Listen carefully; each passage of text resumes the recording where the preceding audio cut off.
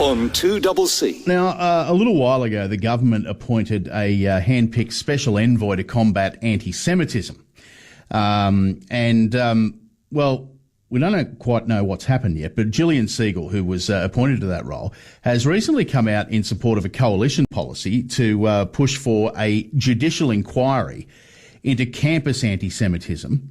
And she's openly questioned the government's university racism inquiry by the Australian Human Rights Commission. Now, to talk to us more about this, we're joined by co-CEO of the Executive Council of Australian Jury, Alex Ryvchin. Alex, good morning.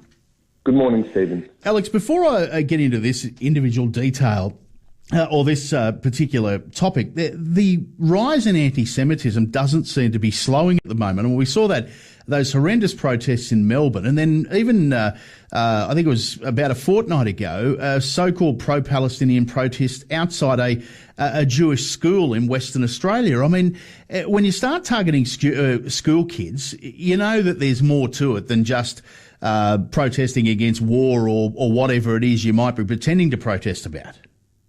In fact, Stephen, it's gaining force, if anything, rather than kind of spiralling out. And, you know, it's something that's deeply concerning to the community. There seems to be no end to this. And, you know, this all began in the immediate aftermath of the October 7 attacks, when you had people on the streets and people on the steps of the Opera House chanting their support for these attacks.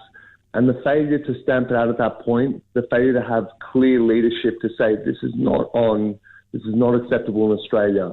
And then you look at what's transpired over the last 11 months. You've had the Greens actively inflaming tensions, ripping our society apart, inciting against the Jewish community and against the police, I might add. You've had the university encampments and a generally pitiful and weak response by universities, which allowed the issue to fester.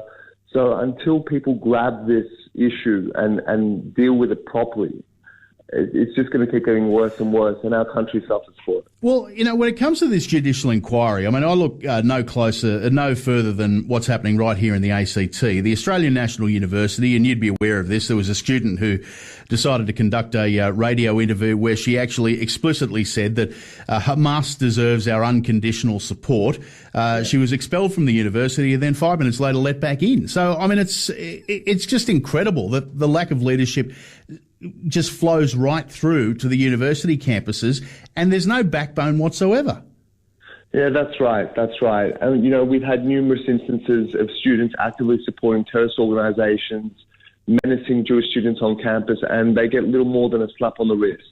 You've had high-profile influencers, published authors, celebrities using their platforms, which they're given by networks and publishing houses and literary festivals, to dox Jewish artists, to incite against us on a daily basis, and they maintain their platforms, they maintain their wealth.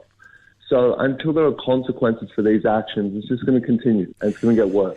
Gillian Siegel, as I said, has come out now in support of the coalition's push for a judicial inquiry into campus anti-Semitism. Do you think the government can they ignore her? They can't, because Gillian Siegel is a person who can't be ignored. She's a person of incredible willpower and strength and intellectual capacity. And so she's going to take this job with great seriousness and the gravity that it deserves. And we're seeing that already. I mean, in her submission, she interviewed dozens and dozens of students and academics and brought to light some of the horrific incidents that are happening on university campuses. And she's advocating what she feels is in the best interests of our society as a whole, which is a judicial inquiry. And that may not be government policy, but it's certainly the right thing to do. Well, it doesn't make a lot of sense for the government to appoint a special envoy to combat anti-Semitism and then not take her advice or take her direction on these things.